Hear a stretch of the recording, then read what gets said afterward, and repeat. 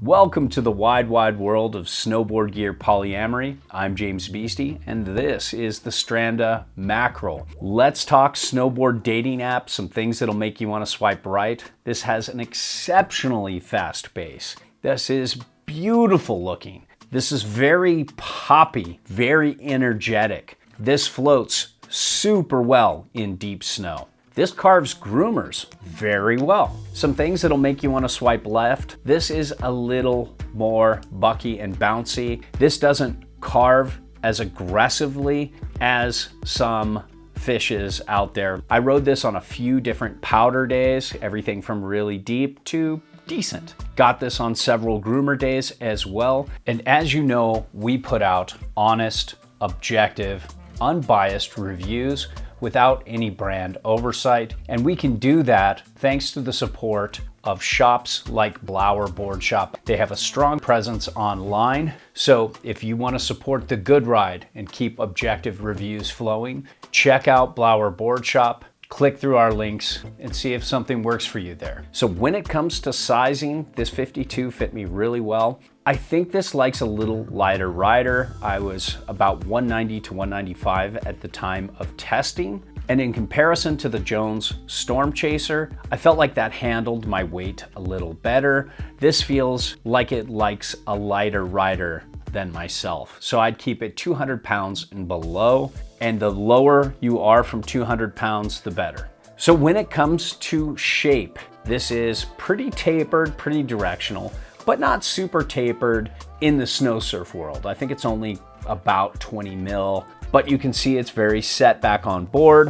One thing I really like about this board is there's 7 inserts per feet. So you have a wide variety of stance options here. I found that this likes center weighted to back foot weighted turns a little bit better. I think it likes more of a posy stance for sure. I set my stance up very posy when riding this, but it seems like it could handle a slightly duck, like -3 to 0 stance angle on the back foot if you want to take your time and slowly transition into posy riding. When it comes to the camber profile, you have a good bit of camber here, but it's more middle board. This still has a good transition into early rise and a good bit of early rise before the nose, so it has a lot of float, and there's a little bit of early rise before the tail, but not much. And let's compare this to the Jones Storm Chaser. Since I have it in studio, you can see there's a good bit of camber here, but it's very much more towards the back foot, almost all the way to the tail. And then it ends about mid-insert and starts early rising up into a spoon nose. So while they both have a very similar shape, very much inspired from snow surf boards of old, they have a very different ride on snow because of that camber profile. So what I found is this is very forgiving, very easy to skid a turn, even though it's super wide for my size 9 boots. And I think a more surf inspired rider who's still on the intermediate side could easily handle this ride. It's very easy to skid a turn, tracks very well, one foot's very well, flat bases very well. When you're getting off the chair, you're not gonna do spins. So when it comes to edge hold, this had very good grip. I was pretty impressed. I think there are some minor disruptions in the side cut, very subtle, very mellow. So it's not a smooth, continuous side cut. When I hit some hard patches, this had pretty competent grip. In comparison to the Jones Storm Chaser, I thought the edge hold was a little better with that, but both of these are very competent. Let's talk Makrill Flex. This little 153 is pretty stiff. You can see there.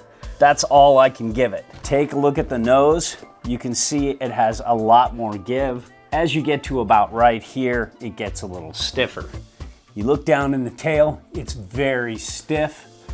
It really doesn't want to give at all. It's an exceptionally stiff swallowtail. And between the feet right here is very stiff as well. And overall, this just has a lot of energy and pop to it. It's easier than I thought it would be to butter, and it pops really easy, but you are far back on the tail, so it's pretty tail light when you get into the air. Now, when you get this Makrill into uneven snow, it's got a lively feel underfoot, which is great. Powder, but it also amplifies in uneven snow to your detriment. I don't like the way this handled chunder and messed up powder towards the end of the day. I felt this was a lot more bucky and bouncy than even the Jones Storm Chaser. That did a 180 versus its old design. It's much more competent in uneven snow than it used to be. Turning through bumps with this was challenging as well, just because of this width. When it comes to pointing it, you don't have a very damp board here, but I was surprised at how the side cut lets you go straight more than you would think for this kind of shape and design. Let's put it in perspective. In comparison to a lot of Gintim stick fishes in this size that I've tried, this is much more competent.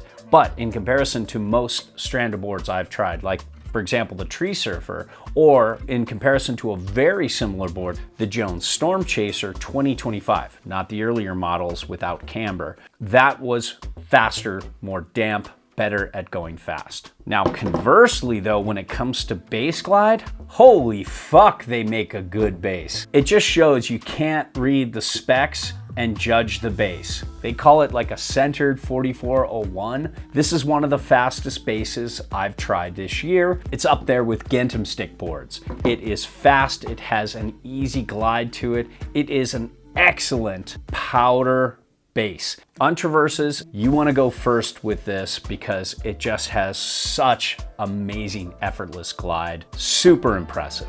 Now, when it comes to turning this Makrill, I had a pretty good time doing it. It doesn't initiate a turn very well.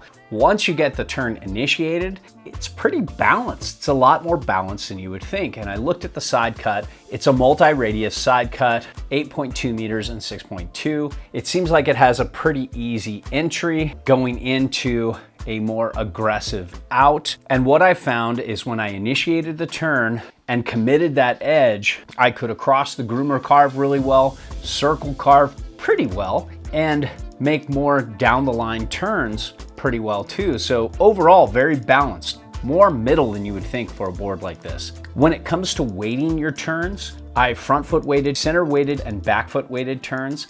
And I felt that center back, initiating the turn more centered, and then leaning into that back out of the turn made this board shine more. I think with a little more time and patience, I could get this to front foot weight better, but I think most people will appreciate this board more if they center or back foot weight their turns. So overall, very fun turning experience, and it's not the kind of board you want to put away after the powder day is over. As you can see from my binding marks, I played around a lot with this very versatile insert pattern and tried turning on groomers a bunch of different ways. I found that trying to get my stance closer to the camber on this board did the best, but you can set it up any way you want and have a fun time. So when it comes to powder, this has very good directional float, and you would expect that. That's what you get a board like this for. It also has a really fast base, and it has really easy glide, which is always appreciated in a good powder board. I played around with the stance location on several different powder days. One day I set it all the way back. I found that to be just a little too much for me, and I brought it forward a little bit, and that's where I was happiest.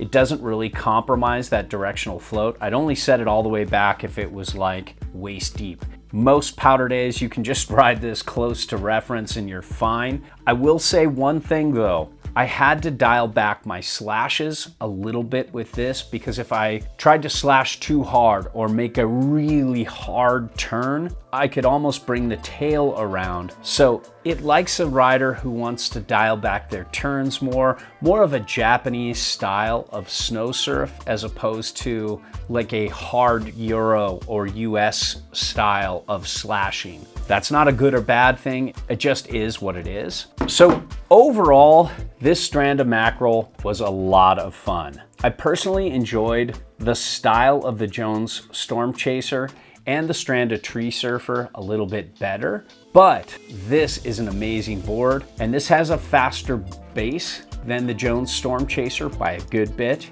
It has a very cool, surfy, mellow, fun, floaty style to powder riding, and a very fun turning experience on groomers. So if this board appeals to you, you love fast bases, and a snow surfboard that can do everything, not just powder, this could be a good fit for you.